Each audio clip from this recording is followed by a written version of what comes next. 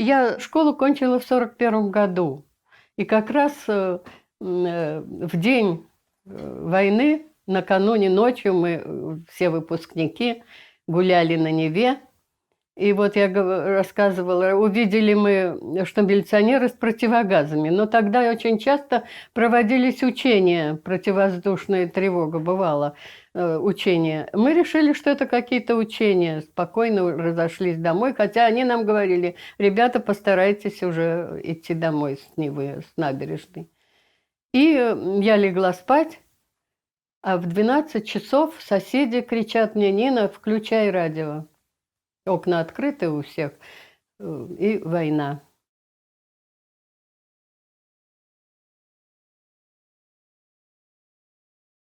Надо сказать, что работа в приемном покое – это нелегкая работа. Когда привозили раненых, и весь зал заполнен носилками, они перевязаны, привозили прямо, ведь у нас и в эко-госпиталь был, привозили прямо с боев. Раздеть их было невозможно. Мы, девчонки, мы разрезали одежду. Иногда это было совершенно невозможно, особенно обувь. Это снять было невозможно. Они не переобувались, ведь с начала войны люди, бойцы, которых привозили.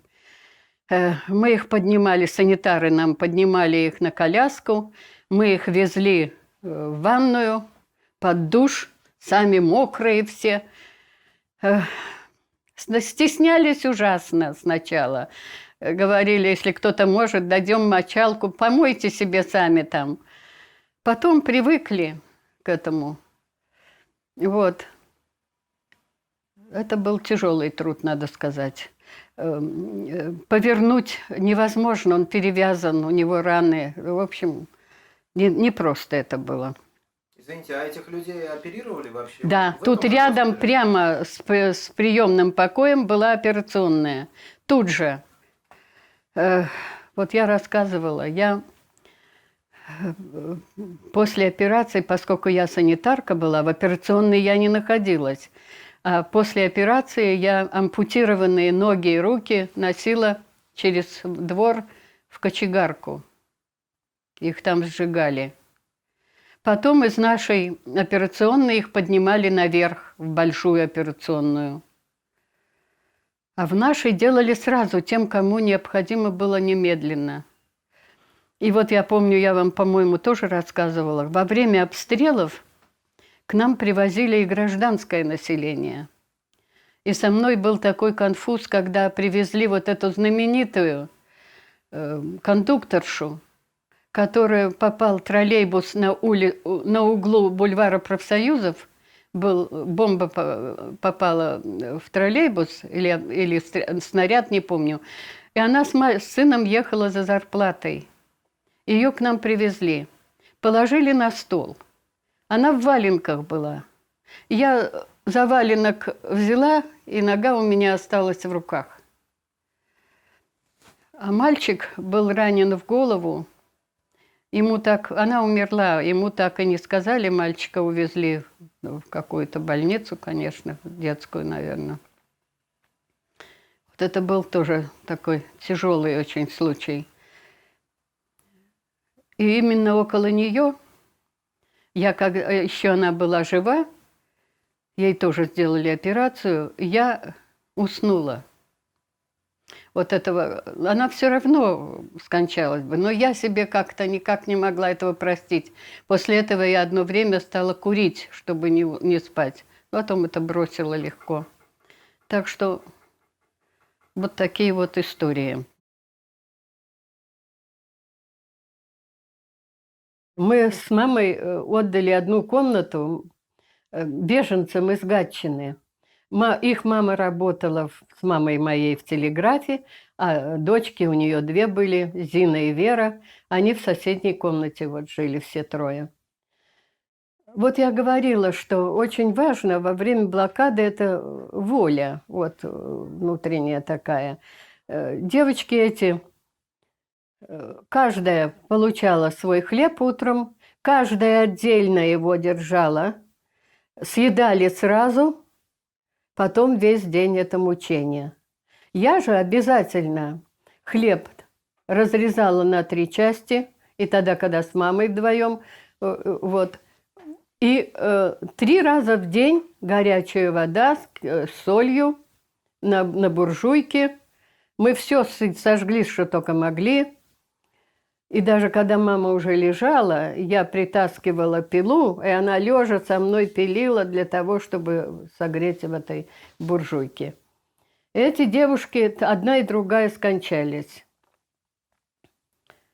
Мы с их мамой их вынесли в одеялах. Сначала одна, потом вторая. Мы не могли их, у нас сил похоронить их не было.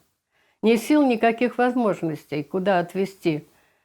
Так мы их во двор снесли с этой женщиной, я уж не помню даже, как ее зовут, но она выжила. У нее остались карточки дочерей, и она как-то выжила. И однажды еще я к этой Зине подхожу, еще она уже не двигалась. Даю ей воды попить, она пыталась меня укусить. Не потому что, а просто вот из ревности, что она вот в таком состоянии, я вот двигаюсь, а она уже двигаться не может. Вот это очень тяжелые, конечно, воспоминания вот этих дней тоже блокадных.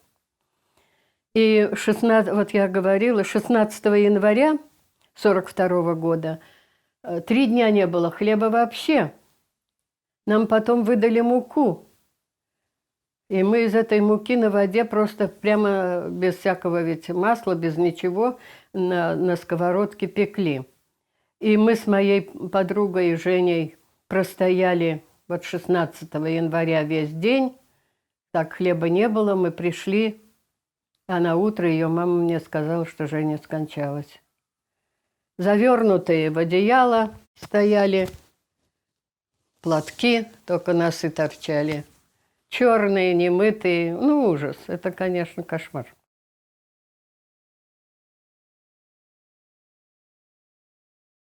За водой я ходила, вот представьте, с Почтамской улицы, через бульвар профсоюзов, через переулок Завидов, на набережную, в прорубь на Неву. Саночки. На саночках у нас никаких ведер, ничего не было. Кастрюльки все на саночках привязаны веревкой. Ну, все это плещется. Обратно я привозила, представляете, шока, половину того, что соберешь воды. И уже где-то, я не помню, в каком это месяце, это уже где-то, по-моему, в марте, мы с мамой нагрели, у нас был большой самовар, громадный, старинный. Нагрели этот самовар, затопили печку. Ну, мы спилили все, что можно в доме. Открыли эту печку и мылись. И обе угорели. Причем угорели страшно. Когда я пришла в себя, то мама в коридоре лежала без чувств. Пытались помыться. Даже условия, конечно, блокадные были тяжелые.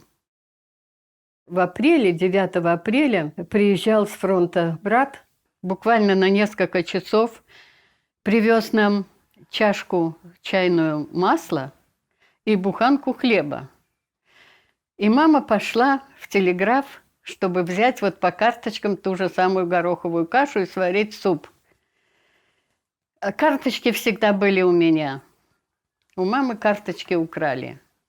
Я это на всю жизнь помню. Это было 9 апреля 1942 года. И мы остались без карточек. Остались карточки только хлебные. А по остальным ведь уже выдавали крупу, там все. И маму, как уже старого работника, взяли в Дом культуры первой пятилетки пансионат. Там тогда открыли уже такой пансионат, и люди, вот некоторые работники ходили туда питаться. А я осталась вот с этой на весь месяц, с 9 апреля и до конца только с хлебной карточкой. Вот, вы знаете, я не знаю, как я выжила. Мне школьная подруга, у нее мама была директором бани. Она когда-то мне даже продала мне полкубометра дров И вот эта Ляля, родина, принесла мне стакан гречневой крупы. Не знаю, с согласия мамы или без согласия мамы. И я по одной чайной ложечке в стакан варила эту гречневую крупу. Ну вот так вот выжила. И самое обидное было, что в конце апреля, к 1 мая, выдавали, сейчас не могу даже, выдавали вино, селедку и американский шоколад. Ну вот ничего этого я не получила.